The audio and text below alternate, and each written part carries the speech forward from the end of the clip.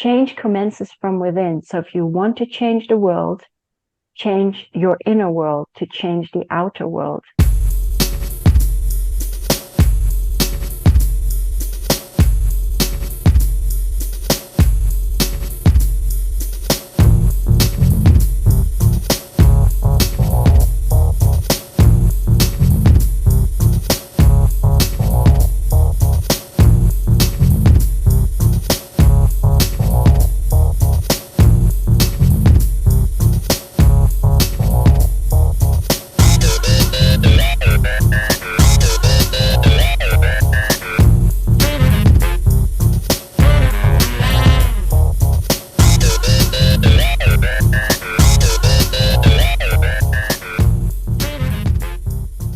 Welcome to Supernormalized, the podcast where we challenge the conventional, break boundaries, and normalize the supernatural. Join me, CeeJay, as we explore uncharted realms of existence, unravel the mysteries of our universe, and if you have some unusual knowledge or a unique story you'd like to share, reach out to me at supernormalized@proton.me.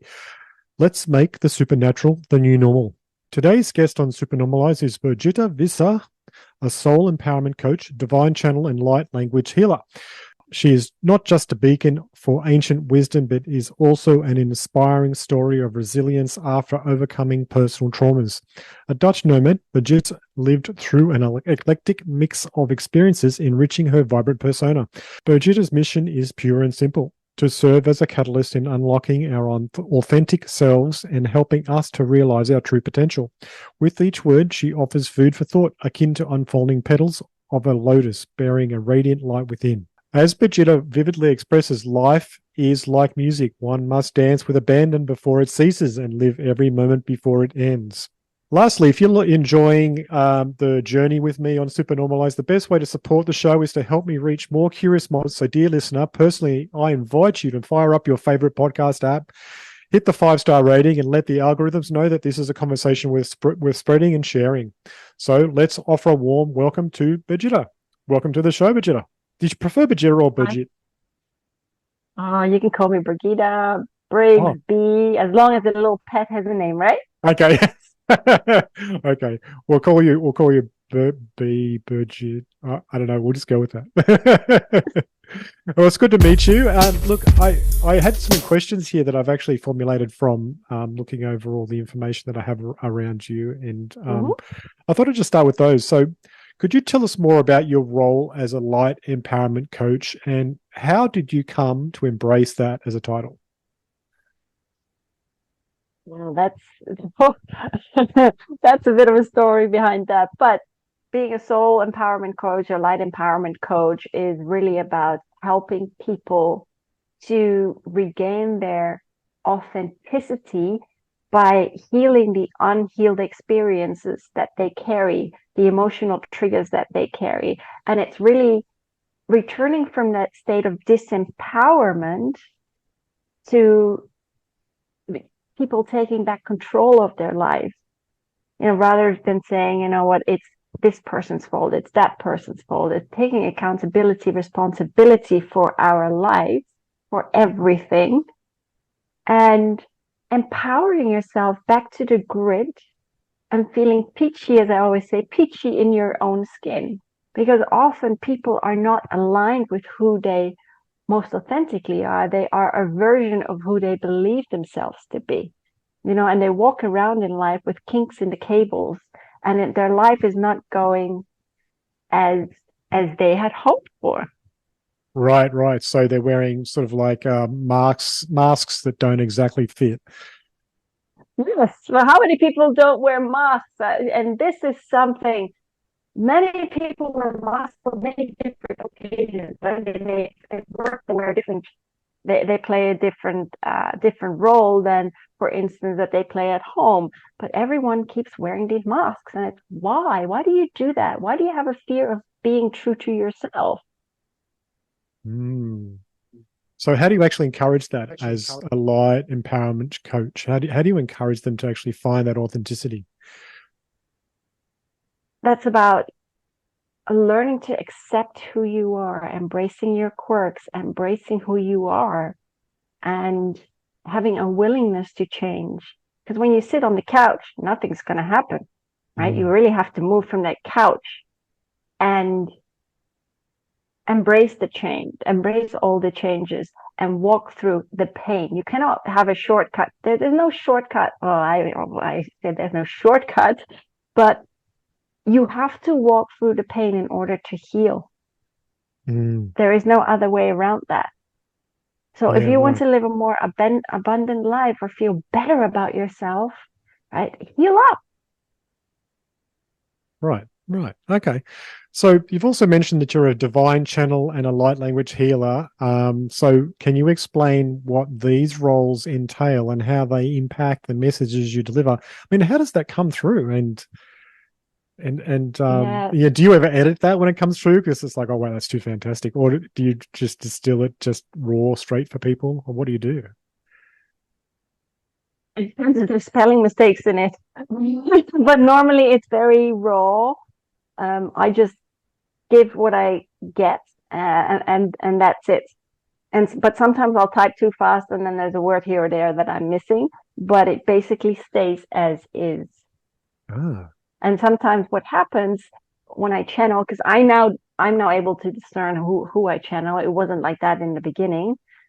But with everything you do, everything in life you do, it's like riding a bike. Yeah, you have to keep practicing at it. You have to keep going.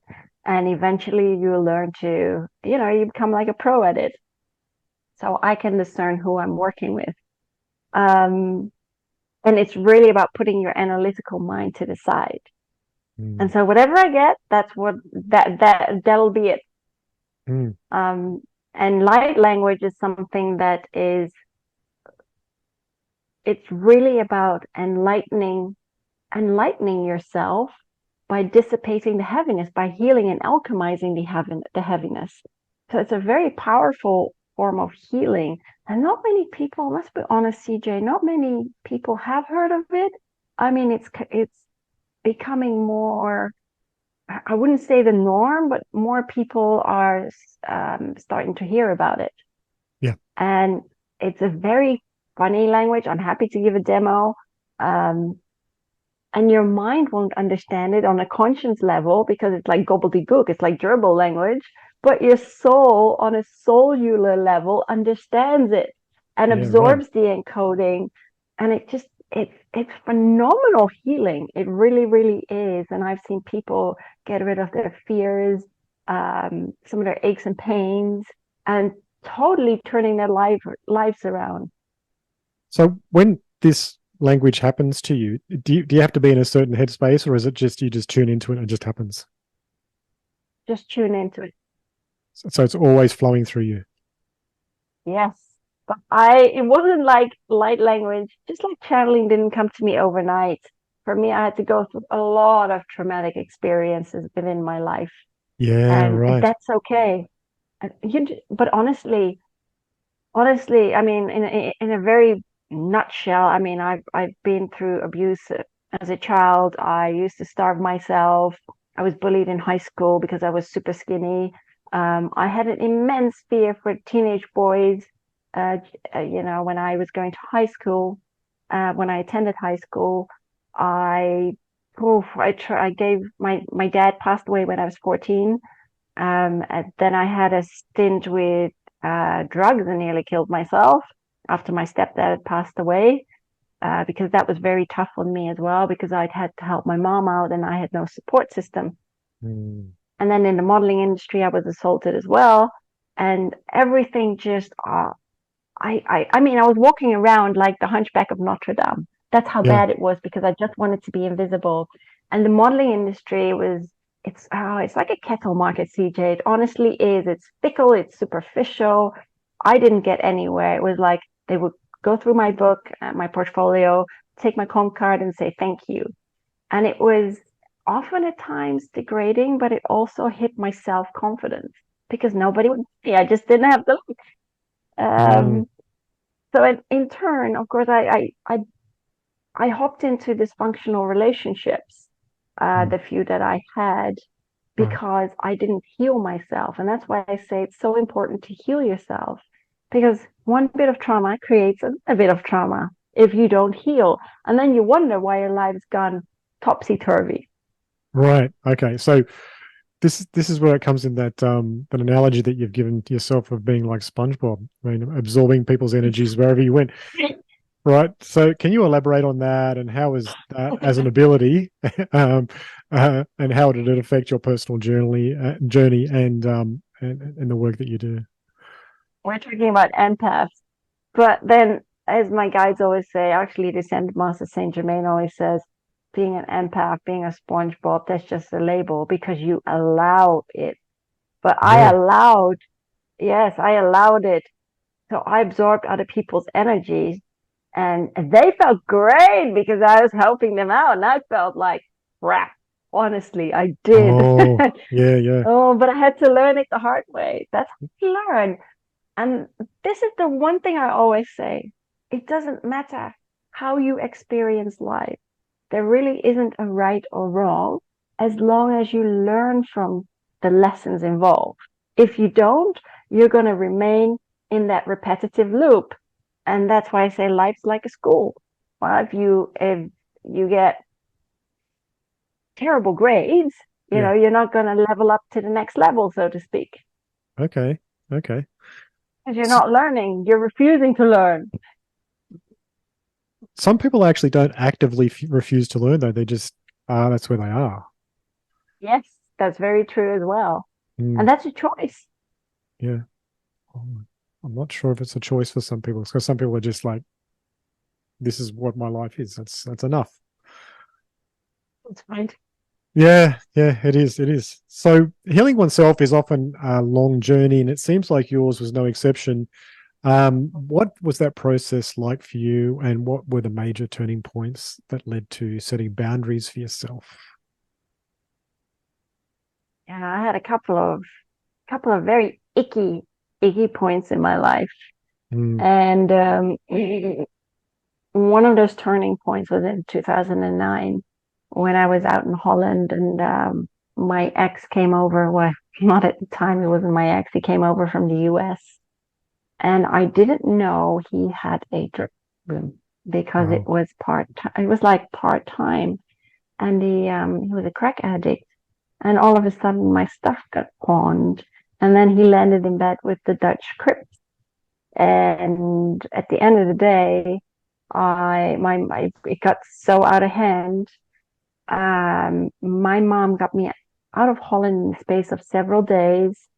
I'd been in touch with the police, and they'd held my ex for ransom. Um, and the police finally found my ex, and they deported him back to the U.S. And the leader of the Crips had called me, and I changed my phone number after that. I'd already left the country. And he said, if I ever find you, I'm going to kill you. Lord. Um, yes. I mean, this was actually in Holland, the biggest prosecution case ever. Wow. He's finally behind bars, but it took another, I think, 12 years. It's only recently. Mm, And that really shook me to my core. And so when I was back in the UK, I tried to take my own life with a whole box of ibuprofen, and oh, that didn't do anything because all that did for me, CeeJay, was I got a good night's sleep and yeah, no more headache the next day. But it wasn't the way forward. And mm, so my mom said to me, Birgitta, why don't you go to counseling?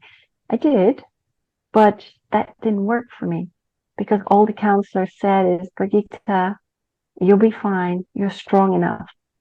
And I thought, no, that's not working for me. That's just not even a proper response. mm, And that's how I delved into the holistic route and came upon Reiki. mm. And that was the start of my healing journey. Right, right. So, what other modalities have you explored along the way and basically embodied into all your practice? So I started with Reiki and I really liked it because it was also about self healing. And that's so important. Um, and I studied level 1 and 2. And eventually, years later, when I was out in Florida, I did my master's. And that's when I started teaching Reiki as well. But gosh, I studied drug and alcohol abuse because I wanted to understand addiction. Um, I did EFT, the emotional freedom technique, which is all about tapping the emotions out of a traumatic experience by having a repeat phrase and say that the emotion is on a 10 when you start, and then it dials down to a 1 or a 0, so that the emotion has been tapped out of the system and people can talk about their experiences without being triggered. It's a very simple modality, but it really does work. Mm, Yeah, I also studied holistic nutrition. yes. And that, I think, I mean, I love herbs and normally I take organic supplements, but it's all about learning to listen to your body and what your body needs um, to sustain itself, because our body is a temple, but often people don't see it that way, and we just throw junk at it. Yes. That's just self-medication, and not all the self-medication is effective in any way whatsoever when we are not so educated in what we're doing to ourselves. But Oh, I do that with um, croissants. yes, croissants. So I can't actually have croissants because my cholesterol shot through the roof. Oh And no. so, yeah, many, many years ago, my GP said, "Well, what do you take?" I said, "Well, I like my croissants in the morning, and then I have sometimes my crisps in the afternoon, for lunch." And so he said to me, "You really, that really needs to go down." And 6 weeks later, I went back and he looked at me and he's like, "How did you get it down so fast?" I said, "Lecithin, 1200 milligrams." I Oh, said, it's a supplement and it lowers the cholesterol just like that. And he's like, "I've never heard of it." He's like, "But this is really good advice." wow. Excellent. Well, that's good that you figured that one out. And that wasn't the only thing I did. I mean, I became a meditation teacher as well. Mm, um, Study relaxation therapy. yes. Gosh, aroma touch, aromatherapy. I was like a sponge wanting to absorb the knowledge, and I truly wanted to heal myself. But that was only the beginning of my healing journey. Mm, And it wasn't like my life became a bed of roses. Yes, for a while it was great. But then I rolled into another dysfunctional relationship, and that was in Florida. And again, it was me that was trying to fix other people. That was my red line. That was like a red line through my whole life, wanting to fix others, wanting to help others, but to the demise of myself. And that's right. not right. You can't do that. Mm, And it was helping them financially, well, supporting them emotionally, but really going the extra mile. And you can't do that because everyone walks their own journey. And we don't often see it that way. But we need to allow people to walk their path, because if we don't, we stump their growth, but we also stump our own groth. And we can't exactly. change people, we can't mold them. They're That's right. not clay. We Mm, have to work on ourselves.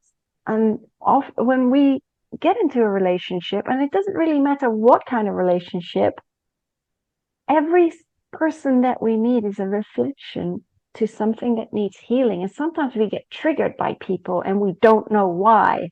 And it's like, why did this person do that? And it's like, well, maybe look at yourself and ask yourself why this person triggered you.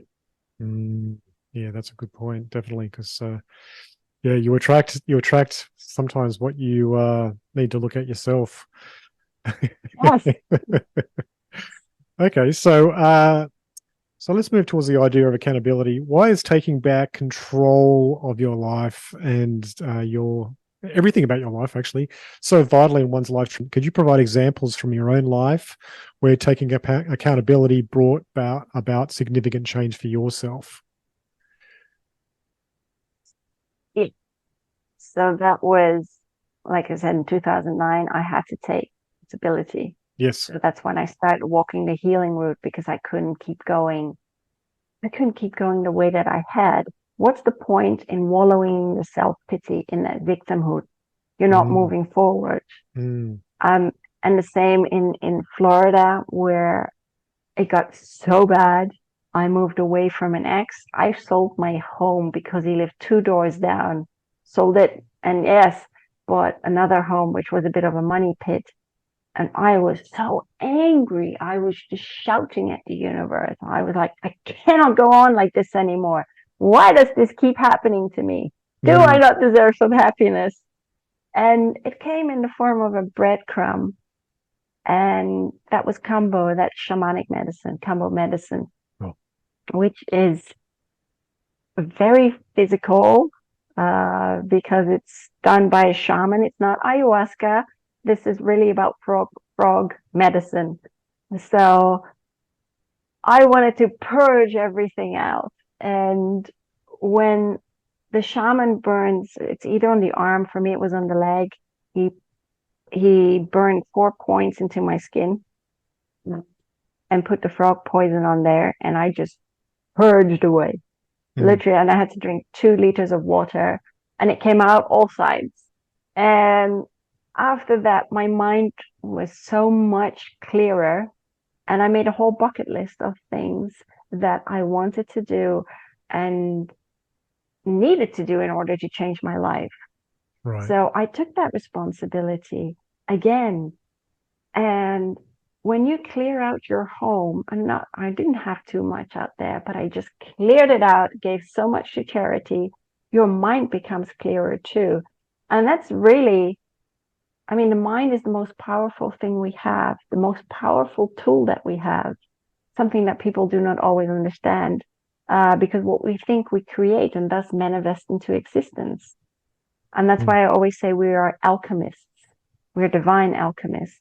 okay. But that was another turning point where I took that responsibility and my life started to change because I took that initiative. Yes. Yes. Okay. So you're saying we're all divine alchemists, and then the key is to understand that we are, and it's more, and we are all more powerful than we've been led to believe. Um, how can people discover their own power as an alchemist? Can you give examples of any way that people could do that that you've experienced? I'm not very much, I don't really live in this matrix, as I call it. It's artificial grid of society besides working my corporate job. But how about switching off the TV? I don't even have a TV because I don't care for all that programming. I honestly don't. I don't care what the media portrays because it's a bunch of lies. And people get conditioned by it. That's called social conditioning. It's like programming the mind. And it's like, why do you believe that? And enhancing that divine I am power, being that alchemist, is really creating the life that that you are worthy of. Now, how are you going to do that? By changing your mindset. There's something in quantum physics where they say, change your thinking, change your life. And that's a very, very black and white. It's simply put, but it is very true. It's shifting that mindset. That's what it's about. What are you going to do to make those changes within your life? What do you want to achieve? Mm, What do you aspire to be? Right? And if you want to remain as you are, that is fine. Then don't make any changes. mm, mm. Excellent. Okay. I can see paths there for people. So why are we here, and what's the purpose of life? Why are we here? Yeah. I mean, Well, I know why we're here, but what do you think? well, we're all here to kind of like remember who we are. That's one bit, and that's very tough because we've been so dumbed down. Um, but it's really about that. It's about returning to a love for ourselves, and for other people. but it's also learning to manipulate the energies. And that's why I say we are what we, well, we are what we create. We think what we create. And because we've been so dumbed down, we can't even comprehend that. So I think it's very important that we're here to expand our own awareness, understand our experiences, and rise above all the drama. But it's also about returning to that sense of joy within ourselves. That's really important. And it's also to help elevate, elevate the awareness, not really the awareness, but it's elevating Gaia into the next dimensional frequency. So it's elevating ourselves from 3D to 5D, as they call it, which is that shifting consciousness. And also helping Mother Earth. I think that's so important. Because as much as we pollute ourselves, we also pollute the earth. Okay. What do you think? Yeah, I think that you're onto something there. I mean, if there's an incongruence in our souls, then that gets expressed in the world around us for sure. I think in many ancient societies, life was very different. If we go to like Lemuria, Atlantis, the Babylonians, Mesopotamians, they still had that sense before the ego crept in, about working together. And that's something we don't often do, not even in business. I mean, I'm in the oil and gas industry, and look how much competition there is between them. Rather than working together, right, in unison, in harmony, it's all about competing with one another. So being a light worker and being inside the oil and gas industry, are you like a Trojan horse?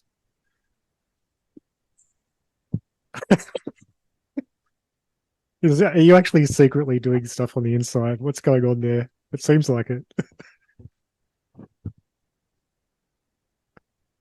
Well, I have to pay my bills right now. I really, really do. I can't live off air.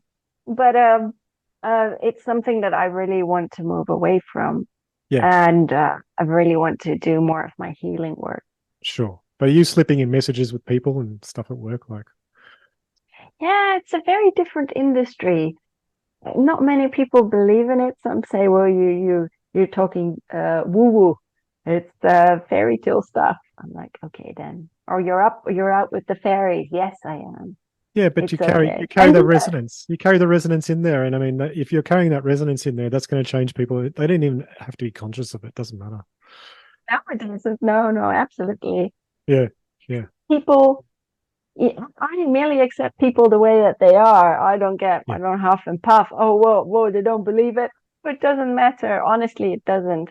Yeah. And that's the one thing that we should all learn, is merely to accept one another as we are. We may not agree with people, but what's the point in getting angry? You're only suffering yourself. True, too true. So how does a person that is interested in all of this connect to a higher purpose, feel empowered, or dedicate time to the important work of healing their own bodies, their minds, and their souls? Call me. That's a shortcut. But if you want any tips, I mean, there are many easy tips for people to start empowering themselves. And I always say meditation. And some people say, yeah, but I can't meditate. Well, how about you listen to like David G on YouTube, 20 minutes a day. You just plug in your earphones. You listen to exactly what he says, and he deals with anxiety, with fear, abundance, everything. Yeah. And that's how you just start. Because when you start the day and you're like, okay, you know what, I'm gonna listen to that for 20 minutes and do the breath work, because he goes through it, and you start your day, you have a completely different mindset than 20 minutes ago. That's right. There's little shortcuts like that work really nicely. Like a satsang is a really good method. Yes. Another really simple thing is, people think, oh, chanting is weird, but no, it's not. All you have to do is just say something over and over, and and what happens is your mind lets go, and you get to experience another state of being. Absolutely. I was, that's funny you mentioned satsang actually, but funny story because I was at the Art of Living Center in Bangalore Yeah. for several weeks. And the one thing I couldn't do, satsang, could not do satsang. I was sitting there thinking of my escape route. Um, wanting to get out of, wanting to get away because I just wanted my quiet. But when we had a silent retreat, which lasted for several days, that was super powerful because you're just left with your own thoughts and you were not allowed to speak to anyone. Mm. And that worked for you. That was very, very powerful. But art of living is all about breath work.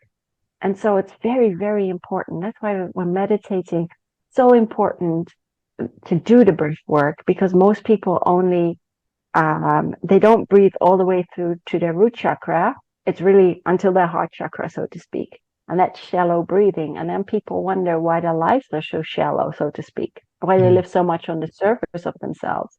But when you really breathe properly, you also oxygenate your whole body, as you know. Yes. Got to take the prana all Yeah, the and way that, through. yes, correct. Excellent. Okay. So that then increases your light body and makes you lighter and allows you to be open to more experiences. Doesn't it make you feel light? It does make you feel light too. That's right. Okay. So what are the first steps to healing yourself rather than remaining trapped in a stalemate of victimhood? Yeah. What did I say? Take accountability, take responsibility for your life, Yes. Yes. reevaluate your life. Yeah. And rather than pointing the finger at other people, which is a great way to deflect, right? Because then you don't have to work on yourself. To Yeah. rather reflect inwardly and say, what can I do to make amends? What can I do to change myself? Mm. And start from there. I don't care if you want to take a different, for me, the holistic route worked. For other people, maybe something completely different. And that's okay. Whatever you do, it has to agree with your spirit. That's the most important thing.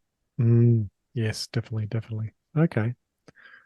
How did you commence channeling with light beings, archangels, and ascended masters? How did that all start for you? I mean, was this like a meditation practice and you just all of a sudden, oh my God, there's Archangel Michael? What happened? I wish. No, it didn't start that way. This was actually in Florida when I was so exasperated. So after I done combo medicine and I made that whole list, it was like I was kicked out of my house and told to go to this fair at First Unity in St. Petersburg in Florida. And so I did. Well, what am I doing here? It's only 5 minutes walk. And so I went and there was one person that just really reeled me in. And I made an appointment with her with like 20 minutes. Uh, and her name was Alania Starhawk. And what she did was Akashic record healing. So it was going through past lives and healing the past life so that it would also change the energy in this lifetime. And yeah, she became a mentor for like 3 years. Totally amazing. I had no idea what to expect. So after that, I continued the healing. And then she had a workshop, how to become channel. And I was like, okay, well, I'm going to go. I did. And there was a whole big group. And I'm just so antisocial sometimes. So I was sitting in a corner by myself. And she counted to three. And I was like, okay, all right. And then I was gone. And then half an hour later, she counted back 3, 2, 1. And I was back in the room. I'm like, where did I go? Why does this always happen to me?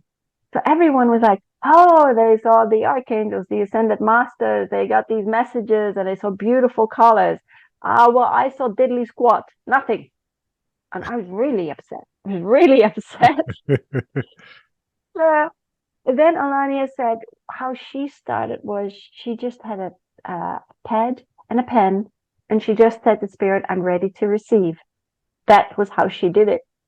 Well, I literally ran out of the the workshop after it finished, went home, and did the exact same thing. My mind must have been so gone because I was so, and I just started to write. And when I looked at it, I was like, gosh, this is old English, because it was this die thou and and other words. Still have it today. And I was like amazed. I mean, I was actually crying tears of joy, and I was like, well, finally, I'm really, really good at something. And so I started to do it every day. And when I went to see her again, and I showed it to her, she's like, "Oh my gosh!" She's like, "You see, all that needed to happen was unblock it so that the channeling could flow again." And I looked at her. I said, "I've never channeled before." And then she looked at me. She's like, "Wow, that's amazing." And so, but I continued doing it from there. And it was really about my self healing. For me, it was asking questions Yes. about how to heal and what I needed to do.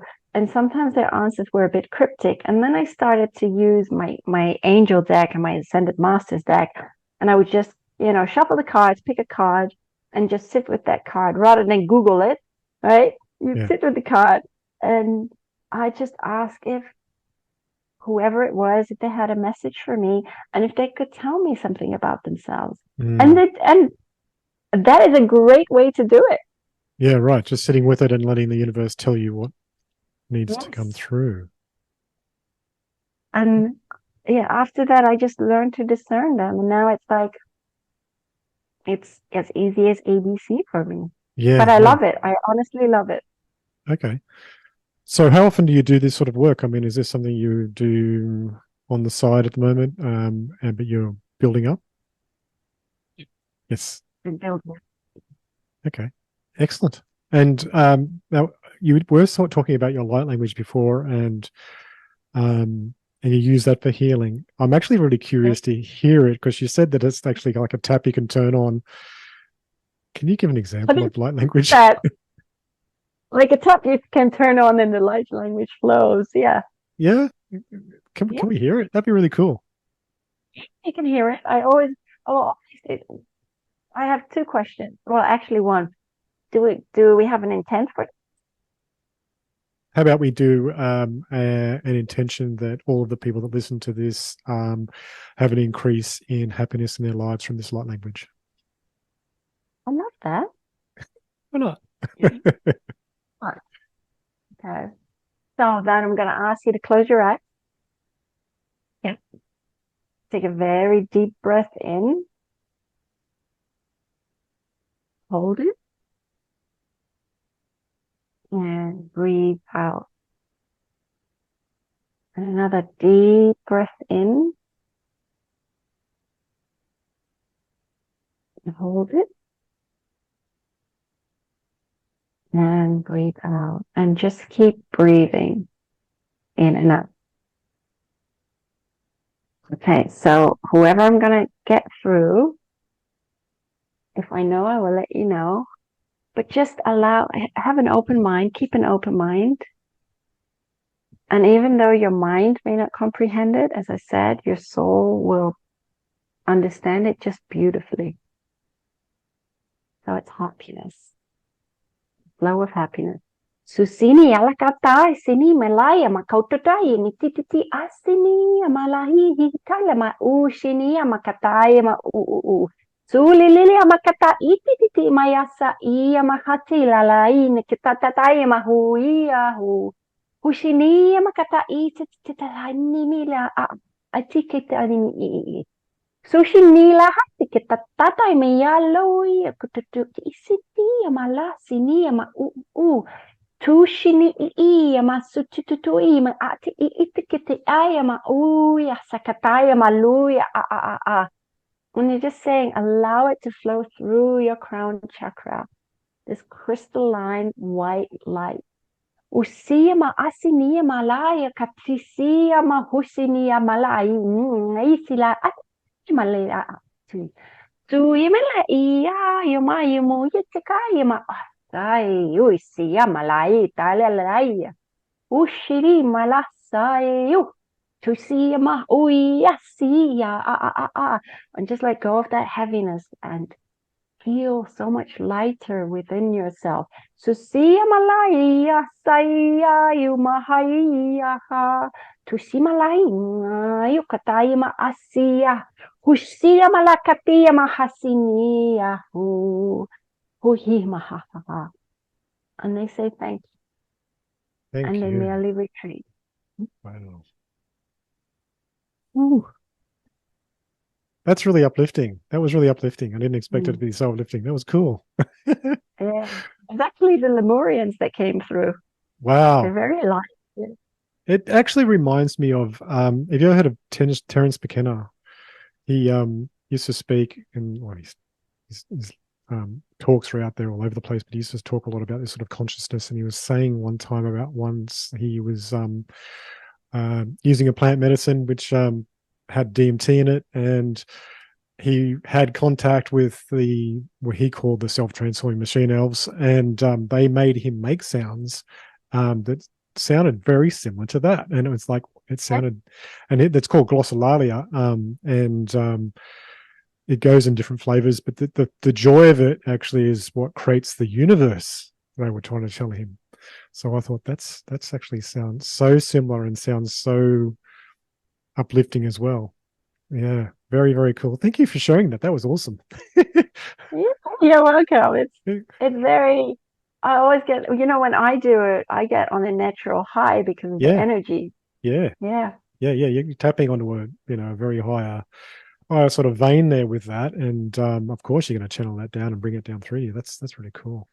So when you work with that, when you work with that, do you ever work with that, say, focused on people or focused on, say, body ailments or mental health or anything like that with people? Right, you do. Okay. And so Yeah. different things, different so sounds, different beings come through specifically for that work. I also work with the very ancients. So sometimes I'll have the Pleiadians, the Sirians, also the aquatic star seeds because there's so many of them out there. Yeah. The Arcturians, and they're very funny actually. The Arcturians, I very much like them because they speak so fast, and it's like sometimes like what, but it's very funny. But the ancients and also the star people, as I call them, which are the ancient Native Americans. I Mm. mean, from millions of years ago.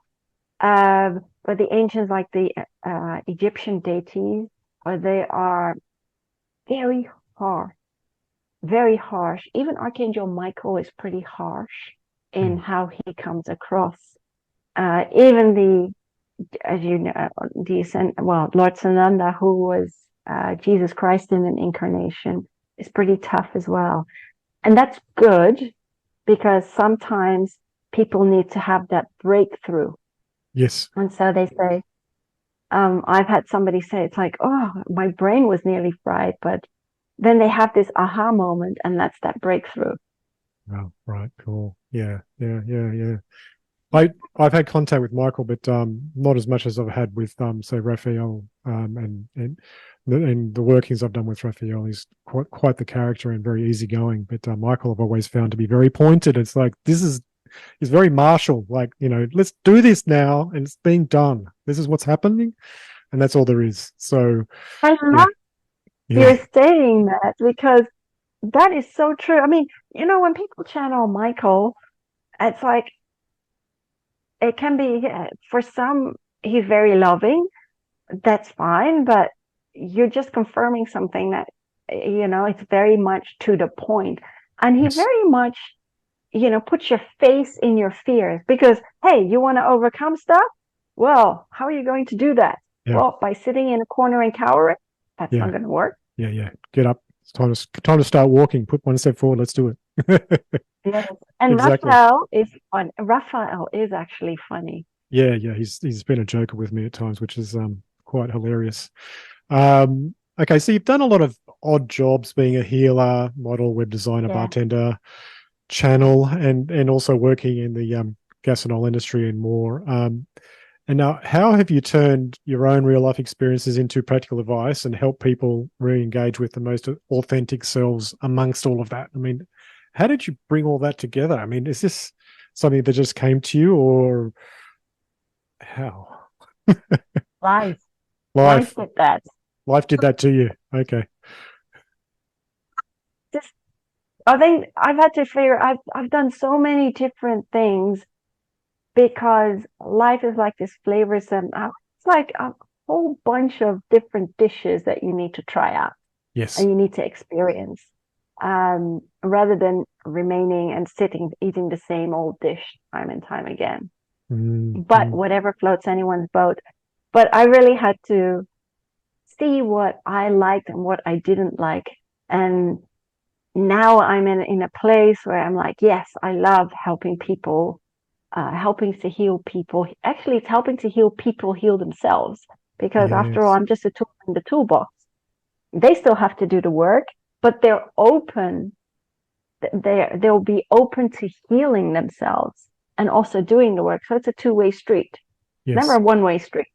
Um, and I love doing light language. I love that and empowering people to live a more authentic life. And it doesn't go over one night ice. You know, it takes time for people to change and shift their mindset, Mm, um, and break toxic patterning or repetitive patterning within their own life and yeah. find that inner strength within. Mm, mm. We are going through what we'd all see as a big evolutionary change in consciousness on Yeah. this whole planet right now. And I like to ask my guests what they think of what is going on, and do they have any timely advice they'd like to share with everybody who listens, just in case they need a bit of a hand to get through it all. I think you know the answer to that. Yeah, but I'm asking you. I, you know, song comes to mind when you say what's going on. Remember the song "What's Going On? What's Going On"? I can't Oh, remember who sang that, yeah, but yeah. um, I honestly think that the times we live in are amazing. They're beautifully transformational, and people don't always think like that because it's like, oh, what's happening to the world? You know, what's happening? And my life is gone. I can't. I want to stay. I want life to be normal. I want it to be as is. But how can that be when you're living a lie? When the whole world is built upon a lie, it's built upon an illusion, Mm, and you have to figure out what is illusion and what is real. And I laugh at so many things now. And I think many people have awakened now, you know, and more people will yes. start to wake up, which is really beautiful to see. I love that. And I remember when COVID first, you know, commenced, and I was like, what is this? Yeah, what is this? And it's like, oh, people, there's so much fear. Oh, we must listen to what the government say, and you know, do you know where government is from Latin? Governor menti, which means mind control. Oh, yeah, but they're controlling you. Don't you understand that? You live within a system. Mm, And it's very much true like that because that is that state of being disempowered yes. and walking the lines of the system. And why do we do that? Why do we not follow our passions? I think many people are starting to realize that and starting to see through the veil, understanding that there is so much more to life than what we've been led to believe. And Mm, then they're talking about ETs or aliens and stuff, and it's like I always laugh about that. And they may have said the same to you. Ah, aliens. Oh, well, I'm sorry, but you are the aliens because you've alienated yourselves from yourselves. mm. And there are more species than the hairs on your head within the whole multiverse. That's right. And their parallel It's universe right next to us. So it's like, yes, yes, too. mm, That's why we're multidimensional beings. But it's just I don't know. I would say, you know, look at your life with gratitude and be thankful for every day that you're alive. But these times, I mean, 10 years from now, life will look very different. But you're born to help create this new world, you know, rather than to remain where you are. That's not working for you. It's like the Ascended Master taught, or Tahiti, some call him, says, it's like shifting from 3D to 5D. It's like when you're sitting in the cinema and you're wearing your 3D glasses. Like, oh, that's pretty cool. Yeah, And then all of a sudden you put on 5D and it's like, holy crap, what's going on? Exactly. This is all acting. Oh my gosh, all these characters. What's going on? This is not real. And you walk out of the cinema and you're like, yeah, you know what? It's time to hop the fence and to commence with living life rather than allowing ourselves to be lived. And it's not like, you have to live off the grid, but it's really about following your passion. And people always look to somebody outside of themselves, like a savior. No, change commences from within. So if you want to change the world, change your inner world to change the outer world. And that's how, you light a spark, and then it will continue to spark other people. Perfect message. Thank you very much. That was totally awesome. Great answer. I think that's a perfect place to wind up right there. I really appreciate the time that you've spent with me today here, Birgit, and all of your information that you've shared and your insights and your beautiful light language. That was really, really touching. I'm surprised at how much it uplifted me at the time as well. So yeah, thank you so much for coming on. I mean, the thing that I will say, one other thing that I want to say. Yeah, sure. Never let fear, fear is the bugger that grinds you down. Yeah. And fear is just, as you know, the acronym false evidence appearing real. And so it's just a mind. That's a blocker within the mind. And so once you eliminate that fear, that's like you can do anything you set your mind to. Exactly. So, Birgitta, how can people find you and discover all of the possible changes they could have in their life by working with you? They can find me via my website, powersoulhealing.com. Yeah. Or on my Facebook page, Universal Light Warriors, and on my YouTube channel, which is Power Soul Healing. And I often put light language up there as well. Excellent. Okay, so I'll include in the show notes all those details so people can find you nice and easily. And once again, I want to thank you so much for coming on. No, thank you so much for having me, CeeJay. This was fun. Yeah, it was a lot of fun. Thank you. All right. Well, I hope you enjoy the rest of what's left of your weekend. Yeah, see you too. All right. Bye for now. Bye. Wow. Light language. What? I mean, seriously, I've experienced that before, but I've done it myself when I was a lot younger, and I actually had joined in with some friends who were born again Christians, and they were talking to me about the power of speaking in tongues, which really at the time did possess me and took me away, and I felt the power of that and the welling in my chest. It just basically felt like my chest was exploding with love and power and light and everything, and I would make these noises very similar to what I was just hearing there with Birgitta, and